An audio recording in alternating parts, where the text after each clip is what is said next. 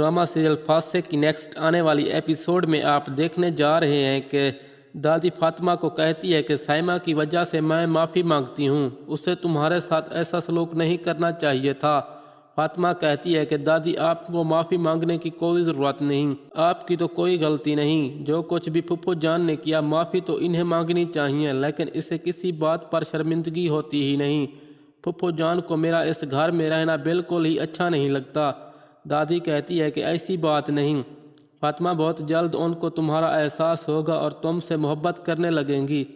अगले हिस्से में आप ये भी देखने जा रहे हैं कि मंसूर साहब मुताहिर को कॉल करके कहता है कि आखिर तुम्हारे और उमैर के बीच ऐसी कौन सी बात हुई है।